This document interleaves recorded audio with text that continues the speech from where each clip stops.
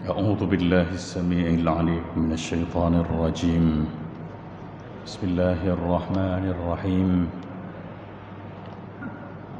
بسم الله الذي لا يضر مع اسمه شيء في الأرض ولا في السماء وهو السميع العليم. أحييكم بتحية مباركة. السلام عليكم ورحمة الله وبركاته. إن الحمد لله نحمده ونستعينه ونستغفره ونستهديه ونتوكل عليه ونعوذ بالله من شرور أنفسنا ومن سيئات أعمالنا. من يهد الله فهو المهتد ومن يضلل فلن تجد له وليا مرشدا. أشهد أن لا إله إلا الله وحده لا شريك له وأشهد أن محمدًا عبده ورسوله. اللهم صل على سيدنا محمد وعلى آله وصحبه أجمعين.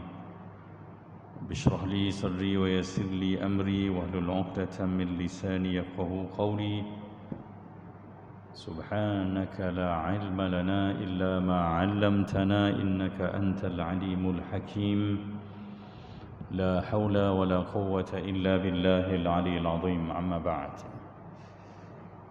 Kasih yang dimuliakan Tuan Imam, Tuan Bilal yang menyempurnakan solat jemaah fardu subuh kita pada 30 Rabiul Akhir 1433 Hijriah ini, khususnya kepada seluruh warga dan kuasa untuk pengusi dan kuasa yang bersama, sidang hadirin mukminin, mukminat, tuan-tuan, hamba-hamba Allah yang dirahmatinya sekalian. Alhamdulillah, puji dan puja setinggi-tinggi kasih dan cinta kita panjatkan kepada Allah Subhanahu wa taala. Atas limpahan kasih dan kurniaannya kita masih berada di sini, masih menghela nafas untuk boleh menyebut subhanallah yang pahalanya kita tahu memenuhi timbangan kontainer pahala Al-Mizan itu. Jadi bersama kesempatan yang ada, mari terus kita mengucap syukur, bertasbih, bertahmid, bertakbir, bertahlil untuk membesarkan Allah Subhanahu wa taala yang modalnya hanya lidah dan pahalanya melimpah ruah. Dan kesempatan ini masih untuk kita, sedangkan dia bukan kesempatan lagi untuk kawan-kawan kita yang telah berpindah ke alam barzakh sana. Maka atas dasar itulah kita kena hidup dengan sedar bahawa masa dan usia kita ini merupakan peluang dan ruang untuk kita menentukan berjaya atau tidak kita diterima sebagai hamba Allah. Sebab itu kita berangkat pulang menghadapnya. Inna lillah, sesungguhnya memang kita milik Allah, wa inna ilaihi raji'un, dan hanya kepada dan sungguh kita semua akan kembali padanya. Ucapan inna lillah ini sebenarnya ucapan untuk kita, ya, bukan untuk si mati, ya.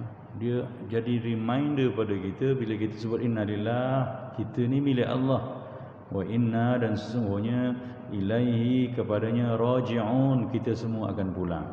Dia dah pulang dah, ya, pasti pulang itu adalah untuk kita.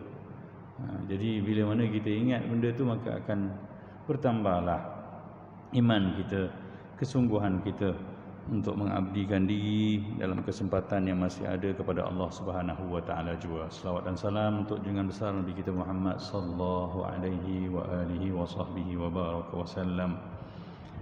Selawat yang kita harapkan jadi bukti bahawa kita selalu ingat dan cuba mendekat dengan syariat yang telah ditinggalkan oleh baginda Nabi sallallahu alaihi wasallam, dan itulah bukti cinta, ya. Sebab Allah pun nyatakan begitu, qul in kuntum tuhibbunallaha fattabi'uni, ikut aku, ya. Muhammad ajarkan ikut. Kita ni bukan ikut benda-benda yang zahir semata, tapi yang lebih utamanya Muhammad datang bawa syariat. Jadi apa-apa yang ditinggalkan oleh Muhammad dalam lakaran Al-Quran dan juga As-Sunnah, ya, kalau kita patuhi dan ikuti, itulah bukti cinta kita. Di samping untuk menambah ingat, kita selalu mengutus salam dan selawat atas junjungan besar Nabi kita Muhammad sallallahu alaihi wasallam.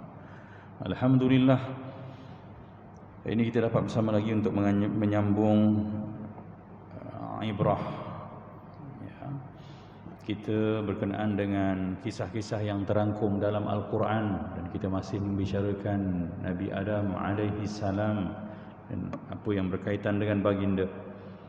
Dan insya-Allah pada hari ini kita berbicara tentang satu hadis sahih yang diriwayatkan oleh Imam Al-Bukhari, daripada Abu Hurairah, juga Imam Muslim daripada Abu Hurairah radhiyallahu anhu, bahawa Rasulullah sallallahu alaihi wasallam bercerita tentang rupa ataupun jasad Nabi Adam di sudut saiznya, ukuran.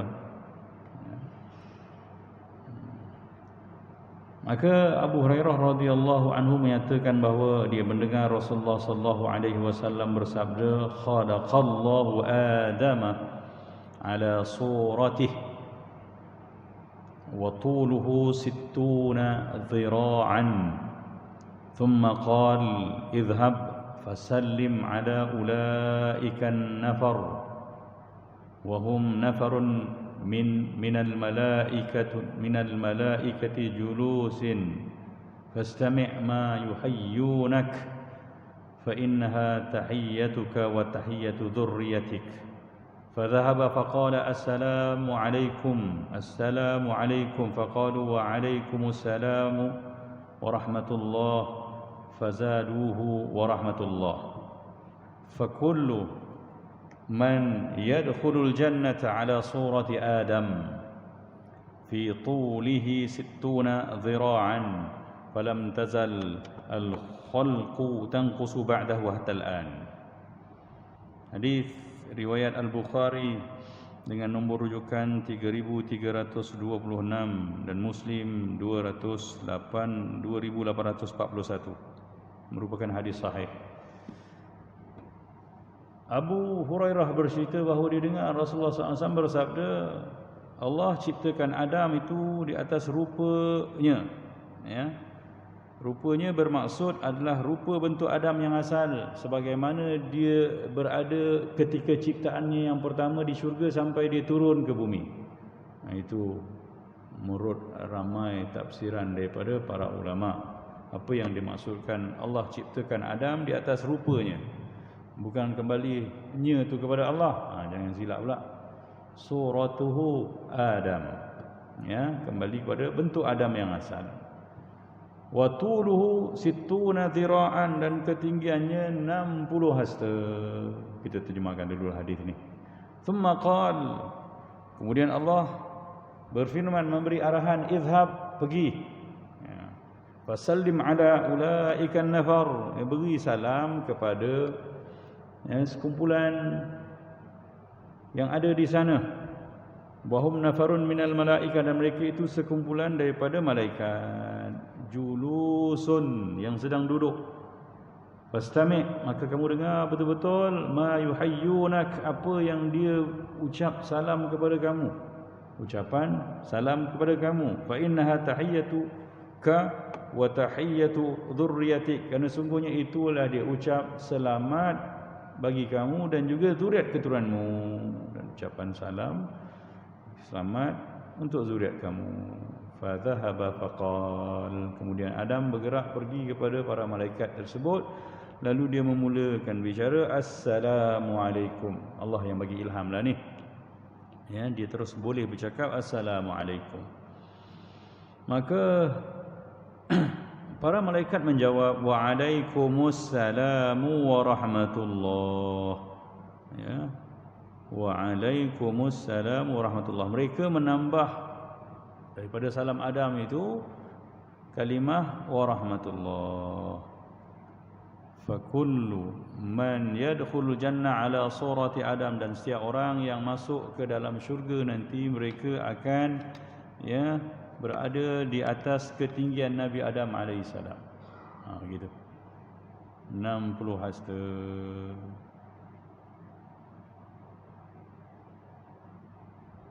falam tazal khalqu tanqusu ba'dahu atal-an, dan berterusanlah ya, rupa ataupun kejadian itu, iaitu merujuk kepada manusia, berkurangan selepasnya sehinggalah waktu ini.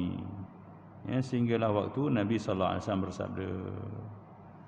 Jadi sikit maklumat yang rasanya agak seronok juga kita nak bicarakan, ya, tentang rupa bentuk Nabi Adam alaihissalam. Yang pertama kita nak bercerita tentang bila Allah kata, Rasulullah kata Allah ciptakan Adam di atas rupa bentuknya itu, nya itu kembali pada Adam, bukan kepada Allah. Sebab ada tafsiran-tafsiran yang mengarutlah. Ya, mereka mengatakan Adam diciptakan atas bentuk rupa Allah. Jadi ini satu tafsiran yang jauh menyimpang. Jadi Adam tetap makhluk manusia yang dicipta di atas bentuk rupa manusia, rupa bentuk kita macam inilah fizikalnya. Ya, sebab Allah Subhanahu wa taala Maha suci daripada rupa bentuk makhluknya. Itu perbahasan pertama. Yang keduanya cerita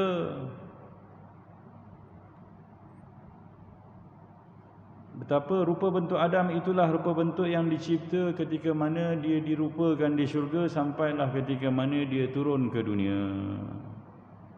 Ya.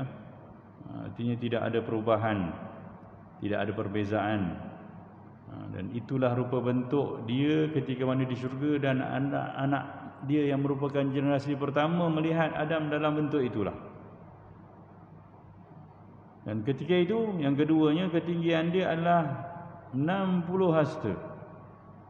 Ya, hasta ni ukuran yang sebenarnya anggaran, sebab dia merujuk kepada ni lengan kita ni. Maka ya, seingat saya sewaktu saya mengaji dulu, guru saya kata 60 hasta dia merujuk kepada orang Arab punya hasta lebih kurang 75 cm. Jadi 60 hasta ni 74, 76, 75 orang Arabnya lah. Kalau ikut mazhab pun saya tilak semalam, saya tengok ada yang 61, ada yang 40 lebih. Jadi berbeza-beza juga. Ya.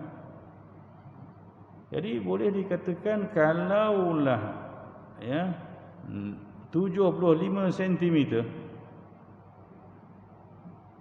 ya dirujuk dengan ukuran 60 hasta tadi, maka dia akan menjadi lebih kurang tingginya 45 meter ukuran metrik yang kita tengok. 45 meter ni kalau bangunan kali 3 bagi 3 lebih kurang 15 tingkat juga. Lebih kurang 14-15 tingkat. Tapi ukuran standard metrik kalau kita rujuk, dia lebih kurang kalau satu hasta tu ya, dia lebih kurang 45 hingga 46 cm. Jadi lebih kurang ketinggian 60 hasta tu hanya 27 hingga ke 28 meter. Itulah ketinggian Adam alaihissalam. Jadi ukuran ini anggaranlah, ketepatannya yang sebenarnya hanya Allah yang tahu. Jadi tinggilah kalau 27 meter pun ya, ataupun 45 meter pun, berbanding kita yang average-nya tak sampai 2 meter ni, 1.7, 1.8 paling teruk, 1.6 average-nya. Jadi memanglah jauh besar sangat. Ya. Jadi dalam kitab ni disebut wasituna dhira'an tusawi 42 metran. Ya, tu 60 hasta dia kata menyamai tu 42 meter. Ini Dr. Salah Al-Fatah Al-Khalidi lah. Jadi ceritanya sebenarnya Nabi Adam tinggilah Allah ciptakan asalnya. Jadi dia mengimbau sebenarnya atas realiti kita ni. Sebab di hujung hadis ni Allah cerita kita akan bangkit ke syurga atau ke neraka nanti dengan ketinggian ini. Tu cerita dia. Sebab ada perkajian mengatakan bahawa umat kaum Thamud yang ditemui hasil peninggalan mereka ni yang dekat dengan Nabi Adam banding dengan kita, ketinggiannya tak terlalu tinggi, lebih kurang macam ketinggian kita. Dalam hadis itu kan menyebut bahawa kita akan terus berkurang. Jadi ada perbahasan dan ada kajian lagi, masih ada kajian tentang apa yang dimaksudkan. Dan ada yang merumuskan bahawa maksudnya ya, bila mana kita kembali pada akhirat nanti, ketinggian kita pada Nabi Adam, itu yang mutlak maklumatnya. Soal berkurangan macam mana kita ni, ya, dulu betul ke kita tinggi 60 hasta tu dan kemudian berkurang tu, kalau ikut lafaz sahih hadis ni jelasnya begitu, ya, tetapi gambarannya macam mana sehingga kita pun tak nampak kita terlalu beza dengan orang-orang 500 tahun dahulu, begitu. Jadi ada gambaran perbincangan di situ. Tapi kita imani dulu apa yang boleh kita imani secara pasti, iaitu bahawa kita akan bangkit di akhirat dengan ketinggian ini. Kenapa? Kerana begitulah, nak melampangkan betapa rendahnya dunia dan besarnya akhirat. Satu, ya, perasaannya. Sebab kalaulah kita ni masuk ke dalam neraka dengan physical size ni, kejap je lenyap, tak rasa apa. Dan kalau kita pergi ke syurga pun dengan fizikal macam ni, terlalu sikit nisbah yang kita dapat daripada, ya, nikmat-nikmat syurga.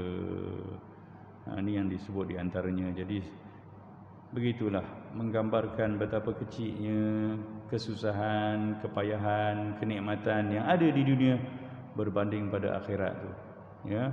Walal akhiratu khairul laka minal ula, dan pasti sungguh akhirat tu lebih baik untuk kamu daripada, ya, daripada kehidupan yang pertama ini.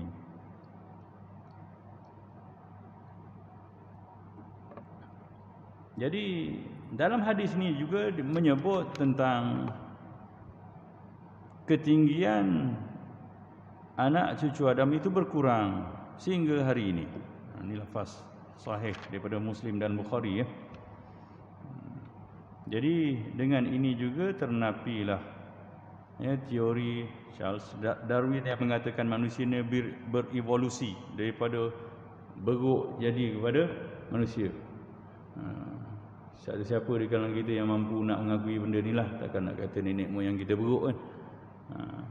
Jadi kita tak berubah di sudut rupa paras, tapi hanya saiz dan ketinggian saja yang berubah.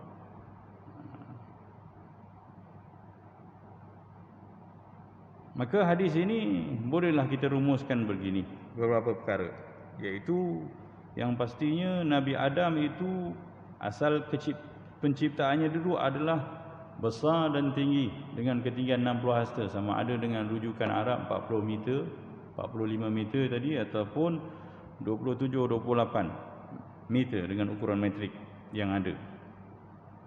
Dan jelasnya kita hari ini pun dah kecil, dah besar, ya, tak sebesar Nabi Adam dan sangat jauh bezanya, tak sampai 2 meter pun kita. Ya. Dan sebab itulah kalau fikir logiknya betul lah, kalau ada dinosaur hidup zaman Nabi Adam pun agaknya Nabi Adam tengok dinosaur lebih kurang macam kambing je, lembu je kot, atau lebih kecil lagi, ya. Dan kita pula yang hari ini semakin kecil ini merupakan satu ketentuan, ya, untuk melihat betapa kerdilnya diri kita, ya, dengan realiti kehidupan di akhirat nanti. Tapi yang pasti manusia kembali dalam hadis ini ke syurga, akan masuk, ya, ke syurga dengan saiz ini. Dan teringat kita dalam satu ayat Quran bagaimana Allah kata, ya, antara azab yang ditanggung oleh ahli neraka tu, kullama, ya, apa ayat Quran tu, ketika mana rentung habis kulit mereka, badalna juludan akhar, kami gantikan dengan kulit yang lain, liyadzuqul azab, untuk mereka merasa azab. Jadi tubuh tu dibesarkan, ya, dan tujuannya supaya kita merasa semua benda yang azab tu begitu berkekalan rasanya, lama rasanya, walaupun setiap orang beriman yang ada iman akan keluar nanti ke syurga. Seterusnya ada satu lagi benda yang disebut dalam hadis ini, iaitu berkenaan dengan ucapan salam. Jadi inilah dia ucapan, bukan ucapan yang dianjurkan oleh syariat Muhammad sahaja, tak, ya. Jadi ucapan salam ini merupakan satu ucapan mula daripada makhluk yang pertama, iaitu Assalamualaikum, salam sejahtera ke atas kamu semua. Jadi sebab itulah ucapan salam ini wajib dijawab, sebab orang yang menghulur dan memulakan salam, dia memulakan satu kebaikan, mendoakan kesejahteraan dan keselamatan kepada rakannya, kawannya. Itu dalam agama kita mewajibkan jawab salam. Ya. Wa idza hujjitum bi tahiyatin fahayyu bi ahsani minha aw rudduha.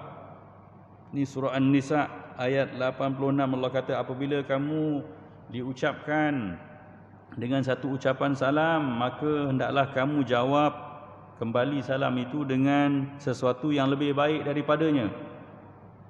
Aurudduha, ataupun sama-sama macam tu. Jadi kalau ikut tertib ayat tu pelik sikit. Biasanya kita cakap awak jawablah salam, lagi baik jawab lebih. Tapi Allah kata jawab lebih dulu. Tak pun paling kurang jawablah sama macam tu. Artinya dalam Al-Quran ni Allah anjurkan kita, kalau orang beri salam Assalamualaikum, kamu kena jawab Waalaikumsalam warahmatullahi. Kalau tak boleh barulah Assalamualaikum. Dalam bahasa Arab, ya, susunan ayat ni takdim wa takhir, dia menunjukkan keutamaan. Kalau satu benda disebut dahulu, maknanya itu lebih utama. Artinya menjawab salam lebih itu lebih utama daripada jawab sama dengan ucapan salam orang beri salam pada kita. Dan kita lihat ucapan pertama yang Adam terima pun daripada jawapan malaikat begitu. Waalaikumsalam warahmatullahi fazaduhu warahmatullah. Mereka tambah lagi warahmatullah. Ya. Jadi mereka tambah dengan warahmatullah, maksudnya pertambahan ucapan yang lebih baik tu. Fahayyu bi ahsani minha. Sebab apa? Innallaha kana ala kulli syai'in hasiba. Sesungguhnya Allah Tuhan kita ini di atas segala sesuatu dia amat berkira. Tuhan ni hasib, ya. Sebab tu jangan berkira untuk buat benda yang lebih kalau dia, ya, dinilai oleh Allah Subhanahu wa taala. Sebab Allah kira betul. Dan kita pun tahu faman ya'mal mithqala dzarratin khairan yarah. Ya, wa may ya'mal mithqala dzarratin syarran yarah. Begitulah. Semua Allah kira. Jadi buat jawapan yang lebih baik ini pun juga dikira pahalanya bertambah. Di samping itulah tuntutan agama kita. Jadi benda inilah yang sepatutnya yang perlu kita dapatkan, ya, maklumatnya dengan jelas agar kita sentiasa memulakan memberi salam, dan bila mana dapat ucapan salam kita jawab dengan sesuatu yang lebih baik. Satu yang lebih baik. Jadi ucapan salam ni merupakan satu ucapan yang telah pun menjadi amalan pada, ya, Nabi yang pertama ini, dan Allah beritahu inilah ucapan salam Adam, kamu wahai Adam, dan subhanallah, ya, dan dia merupakan ucapan yang menjadi salam penghormatan kepada semua anak cucu Adam. Ya. Sebab itulah agama mana pun yang datang dari sisi Allah Subhanahu wa taala mesti membawa ucapan salam ini. Sebab itu ada satu hadis yang diriwayatkan tentang realiti ini, bahawa Rasulullah SAW bersabda, ma hasadatkumul yahudu ala syai'in ma hasadatkum ala salam wa ta'min. Tidak ada perkara ataupun benda yang paling didengki oleh orang Yahudi di atas perkara-perkara yang didengki memang dengan kamu, melainkan lebih daripada ucapan salam dan amin. Sebab apa? Bila ucapan ni assalam ataupun amin, dia tahu ini datang dari agama yang betul, dari sumber langit. Sebab tu agama-agama yang datang daripada langit memang ada ucapan ni. Orang Yahudi pun beri salam mirip dengan kita, shalom, ya. Amin pun amen dia orang sebut, ya. Cuma ternyata bila mana syiar agama kita ni, salam ni menjadi syiar yang ucapannya lebih jelas, lebih panjang doanya, assalamualaikum, ya, dan jawabnya waalaikumsalam warahmatullahi. Itu yang dia jelas, dia geram. Dan begitu juga ucapan amin kita, perasan tak amin kita? Kita bukan amin gitu, kita amin. Dan jadi syiar dalam sembahyang dilafazkan dengan terang dan kuat. Jadi artinya orang Yahudi tahu tentang kebenaran yang dibawa oleh Muhammad sallallahu alaihi wasallam. Rasulullah menjelaskan inilah kedengkian. Rasa geram orang Yahudi terhadap agama yang dibawa oleh Muhammad sallallahu alaihi wasallam. Maka kita sewajarnya lah melazimi benda ini, sebab dia merupakan satu syiar perlambangan agama kita yang benar, yang perlu kita banggakan, yang perlu kita jadikan syiar. Jumpa kawan, Assalamualaikum, dengan penuh bangga. Ini ucapan daripada Adam dulu ni, atuk kita, dan semua agama mengucap salam sebenarnya. Dan manusia pun semua suka bila mana orang cakap semoga kamu ni selamat sejahtera. Siapa tak suka? Semua orang suka. Orang doakan, alhamdulillah moga kamu selamat sejahtera. Kalau kita terjemahkan salam, itulah maksudnya. Sebab tu menjawabnya wajib. Kan ada hadis bercerita macam mana kita ni kalau menerima satu pemberian, kita wajib membalasnya kalau kita mampu. Dan kalau kita tak mampu nak membalas serupa dengannya, kita kena sebut kebaikan orang itu. Artinya cerita pada orang tentang kebaikan orang itu memberi sesuatu pada kita. Dan itulah sekurang-kurang cara membalas, memberi hak kepada orang yang memberi pada kita. Itu agama kita ajar. Artinya kalau kita dapat satu habuan daripada kawan kita hadiah, kita sebenarnya perlu membalas benda yang sama kalau kita mampu. Dan biasanya sebab itulah Rasulullah kata, kita ni nak beri tahaddu tahab, kamu saling memberi hadiah, kamu akan berkasih sayang. Orang yang rajin beri hadiah ni, sebab tu dia sebut isimnya dengan kalimah fa'ilnya adalah sirah musyarakah. Musyarakah maknanya ada feedback. Dia beri, kamu beri. Dia beri, kamu beri. Baru kita berkasih sayang. Kalau seorang je beri, tak berkasih sayang.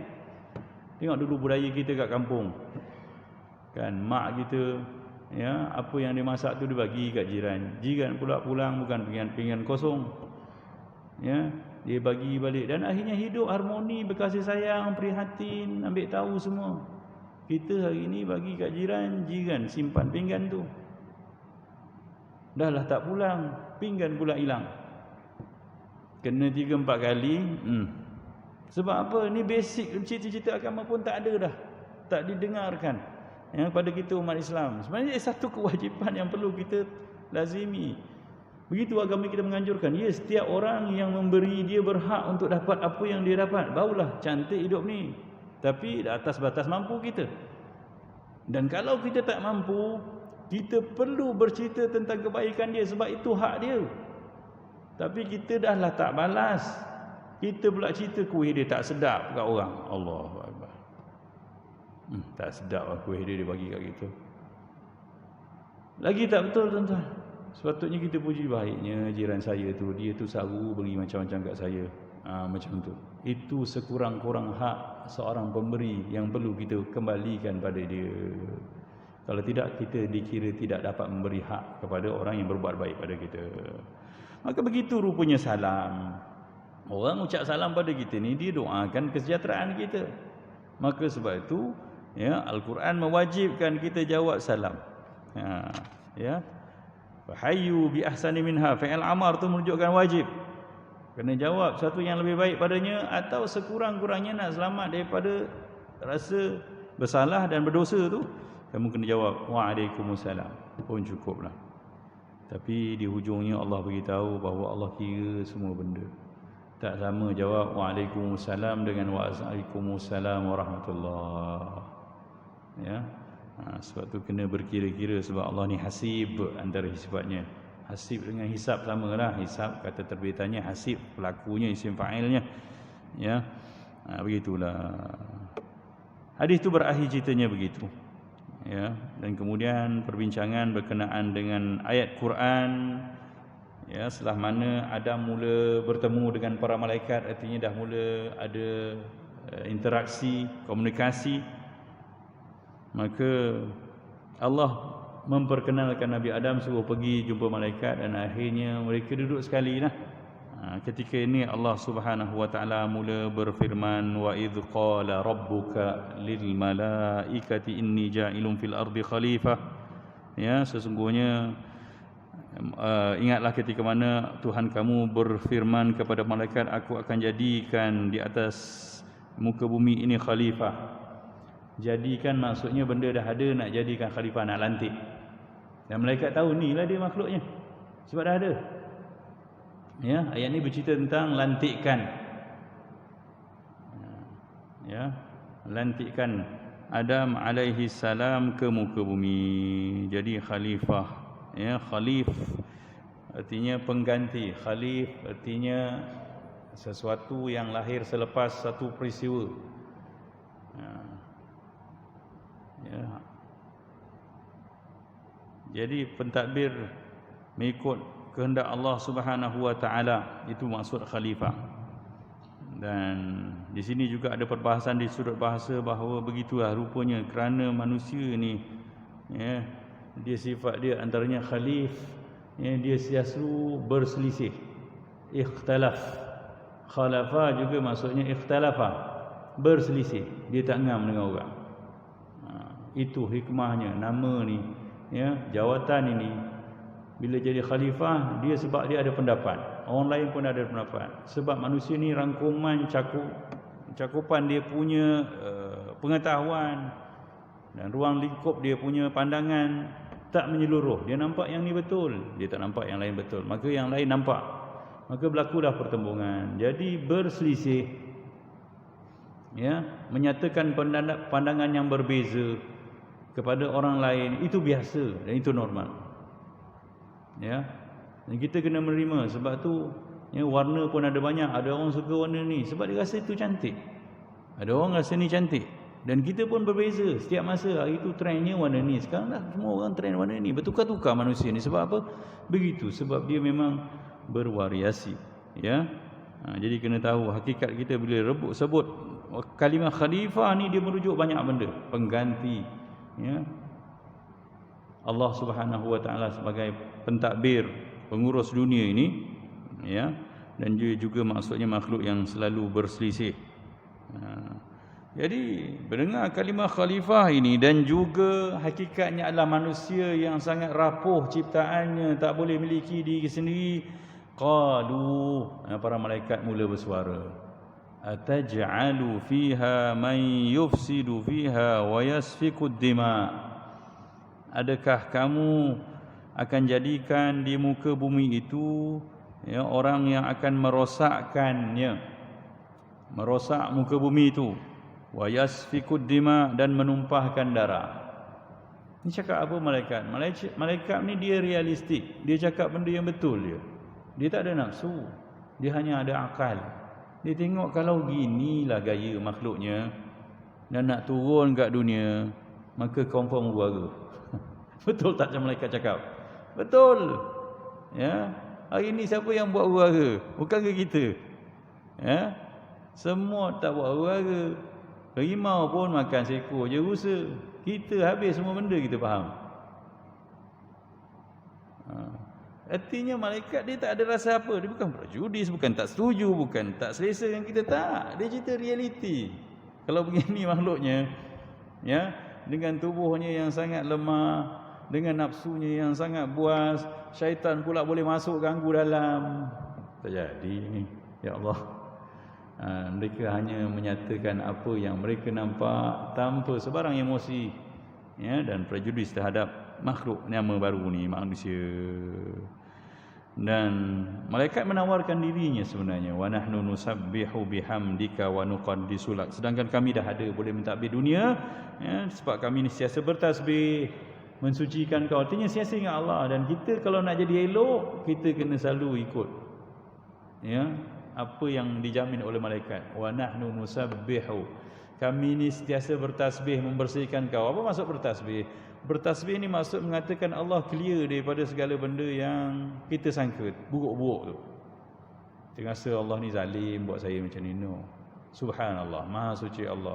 Allah sepatutnya bagi kat saya, bukan kat dia. No, subhanallah, Maha suci Allah, tahulah apa pula.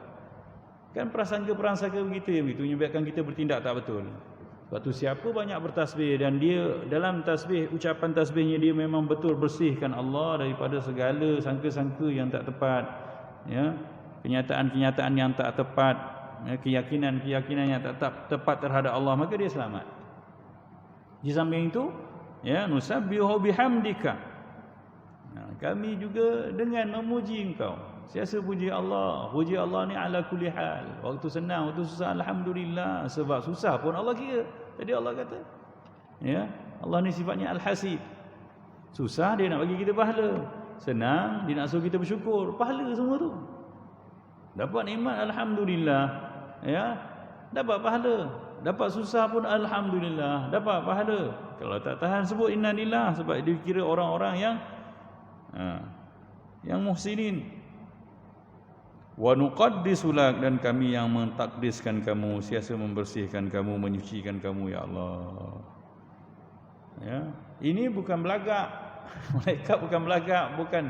Dia cerita realiti dia. Malaikat ni dia cerita realiti kami ni sanggup buat apa saja, ya Allah, sebab kami adalah makhluk yang begini. Sedangkan makhluk yang kamu nak letak kat dunia ni begitu. Ni, ya, malaikat dia tak ada sangka buruk, dia cakap benda yang realiti apa yang dia nampak. Tapi Allah jawab, inni a'lamu ma la ta'lamun. Allah kata, aku tahu apa yang kamu tak tahu. Malaikat tak jawab dah bila Allah cakap gitu. Kalau kita jawab balik, alah, mentang-mentang lah dia tahu, kita tak tahu. Itu manusia. Malaikat dia senang. Allah kata, diam, kamu tak tahu apa yang aku tahu. Betul lah, aku ada benda aku tak tahu, malaikat kata. Jadi serah kat Tuhan. Artinya ada hikmah. Sengaja Allah ciptakan makhluk yang sebegini untuk tinggal kat dunia. Sebab dia jadi pentas ujian untuk kita. Itu kehendak Allah Subhanahu Wa Taala. Jadi berlaku apa saja yang di sini, ya, dia sebenarnya ketentuan Allah Subhanahu Wa Taala untuk dia, ya, tengok kita. Liyabluwakum ayyukum ahsanu amala. Untuk diuji kamu siapa yang paling baik amalnya. Bila susah boleh tak sebut innalillah, ya, bila ditimpa musibah boleh tak sabar, begitu. Bila dapat nikmat boleh tak mensyukuri Allah dan terus melakukan kebaikan. Itulah ketentuan yang Allah tentukan. Allah pun tahu bahawa malaikat itu, ya, diciptakan bukan untuk jadi pentadbir di muka bumi ini. Jadi Allah ciptakan makhluk insan memang begitu ketentuannya. Jadi kalau kita tengok cerita senario Adam ni, ya, kita takkan marah Nabi Adam makan buah khuldi tu lalu dia tercampak ke dunia. Ni skrip yang dah ada. Sebab Allah bukan kata inni ja'ilun fil jannah khalifah, tak. Adam memang ditentukan bukan untuk tinggal di syurga. Jadi tak usah marah ada orang mengeluh, Allah, Nabi Adam ni macam tak ada benda lain nak makan. Dia boleh cakap gitu. Ya, banyak benda lain, buah khuldi juga yang difahamnya. Ni tak faham. Jadi semuanya berjalan atas ketentuan Tuhan. Ya, tapi kita, ya, i'tikad ahli sunnah wal jamaah meyakini bahawa kita punya ruang untuk bergerak ke kanan atau ke kiri, ke depan atau belakang. Maka kita bertanggungjawab atas apa yang kita buat. Begitulah. Jadi Allah Subhanahu Wa Taala, ya, yang menentukan ketentuan ini, dan dia tahu apa yang dia nak buat. Sedangkan malaikat tak tahu, ya, apa maksud dan tujuan Allah Subhanahu Wa Taala melantik Adam turun ke dunia. Tapi oleh begitulah, ya, oleh kerana itulah Allah Subhanahu Wa Taala cuba melayakkan Adam, ya, melayani juga kegusaran para malaikat. Antaranya Allah, ya, ajar Nabi Adam. Begitulah rupanya dengan ilmu manusia ini diangkat, dipandang tinggi oleh makhluk lain dan selama kita makhluk manusia. Maka Allah pun berfirman, a'udzubillahi minasyaitonirrajim, wa 'allama Adamal asma'a kullaha. Ya. Lalu Allah ajarkan Adam nama-nama benda semua yang ada kat syurga tu. Thumma 'aradahum 'alal malaikah. Kemudian Allah sendiri, ya, membentangkan, mempamerkan benda-benda itu kepada malaikat. Faqala, maka Allah pun bertanya, ambiuni bi asma'i haula in kuntum sadiqin. Ya, bagi tahu aku nama benda-benda semua ini kalau betul kamu ni orang-orang benar, hebat, layak. Maka para malaikat dia realistik. Dia tak cakap macam kita, hang tak bagi tahu mana aku nak tahu, hang bagi tahu Adam, betul Adam tahu. Ya. Lalu mereka menjawab, qalu subhanak, maha suci engkau. Sentiasa begitu. Artinya subhanak ni, perasan tak? Kalimah subhana, maha suci engkau, artinya engkau lebih tahu, engkau suci, apa yang kau buat semua betul ya Allah. Artinya kalau ada sangka, Allah, ya, sepatutnya engkau bagi tahu aku lah. Tak, maha suci engkau. Sebab apa engkau bagi tahu Adam dan tak bagi tahu kami, maha suci engkau. Engkau lebih tahu. Sebab tu kena fahami ucapan subhanallah bukan ucapan kosong yang kita ulang subhanallah, subhanallah, subhanallah tapi tak faham. Kalau betul-betul kita subhanallah, nusabbihullah, ya, betul-betul mensucikan Allah, semua benda Allah bagi kat kita, kita terima. Apa sahaja yang Allah tentukan pada kita, kita tahu ada hikmah yang baik untuk kita. Sebab Allah sayang kita. Itu kalimah subhanallah. Subhanallah ni nak menepis rasa tak selesa kita dengan takdir. Subhanallah, maha suci Allah. Aku tak tahu tapi Allah buat, mesti ada something. Itu. Jadi para malaikat ucapan dia itu subhanallah, alhamdulillah, Allah akbar, selamat. Ya, jadi sebab tu kalau manusia ni dia boleh bermujahadah dan ada, ya, rezeki dan rahmat Allah untuk selalu menyebut nama Allah, ya, bertasbih, bertahmid dan sebagainya, maka dia akan tinggi lebih daripada malaikat sebab bersama usaha, kepayahan. Ayat ni juga bercerita bahawa Allah nak tinggikan darjat manusia ni dengan ilmu. Jadi siapa berilmu di samping iman, kan, yarfa'illahu alladhina amanu minkum. Syarat pertama iman. Berilmu tinggi mana pun tapi tak beriman. Selalu ni kita nampak ayat ni untuk ilmu, tapi sebenarnya ayat tu bermula yarfa'illahu alladhina amanu minkum. Ya, kata Allah tu Tuhan dia. Kemudian ada ilmu, walladzina utul ilma, ya. Syarat kedua dia barulah ilmu. Allah angkat darajat dengan berapa darjat ketinggian, artinya dengan iman dan ilmu. Ilmu saja tak ada iman, tak ada ketinggian juga. Jadi Nabi Adam memanglah, ya, makhluk yang menerima apa saja ketuan Allah, tapi Allah ajarkan dia dengan nama-nama benda di atas syurga sana, ya. Dan Allah tunjukkan pada malaikat tak boleh jawab, ya.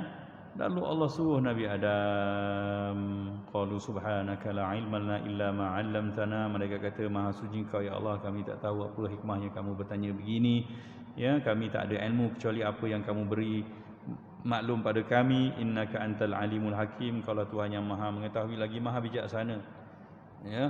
Qala ya Adam. Lalu Allah bertanya pada Nabi Adam, panggil Adam, wahai Adam, ambihum, beritahu pada mereka bi asma'ihim. Jadi orang yang ada ilmu dan mengajarkan ilmu, nampak, ya, dia punya tahap dia lebih. Falamma anba'ahum bi asma'ihim qala alam aqul lakum inni a'lamu ghaibas samawati wal ard wa a'lamu ma tubduna wa ma kuntum taktumun. Inilah tujuan Allah. Di mana Adam memberitahu nama-nama benda itu, artinya malaikat sedar bahawa ada benda yang dia tak tahu, ya. Tapi Adam tahu sebab Allah bagi tahu. Jadi tahu tak tahu ni izin Allah juga. Kita dapat ilmu tak dapat ilmu, Allah bagi izin. Allah lalukan kita laluan tu, dapatlah kita ilmu. Ada orang, ya, hebat macam mana pun dia tak lalu benda tu, dia tak dapatlah. Jadi malaikat ni senang jawapan dia. Ya. Aku tak tahu sebab kamu tak beritahu. Kami tahu apa yang kamu beritahu saja. Dan bila Adam berjaya menyatakan semua nama benda dalam syurga itu, ya, Allah pun ulas, alam aqul lakum, bukankah aku dah cakap pada kamu, inni a'lamu ghaibas samawati wal ard, aku tahu benda-benda yang tak nampak di langit dan di bumi ini semua, benda-benda yang gaib ni. Wa a'lamu ma tubdun, dan aku tahu apa yang kamu nyatakan, wa ma kuntum taktumun, dan apa saja yang kamu sembunyikan. Ini mutlaknya ilmu Allah Subhanahu wa taala, tak cakap pun Allah tahu, ya. Yang kita cakap lagi Allah tahu. Jadi begitulah. Jadi Allah Subhanahu wa taala ini mengajar Nabi Adam, ya, pada ayat ini, dan pernah disebut kenyataan ini dalam hadis Nabi sallallahu alaihi wasallam, iaitu hadis syafaat yang panjang.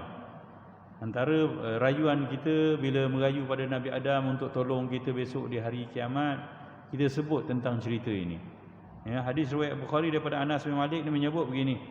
Ya, yajma'u Allahu al-mu'minina yawmal qiyamah fayaqumu law ashfa'na ila rabbina hatta yurihana min makani hadha.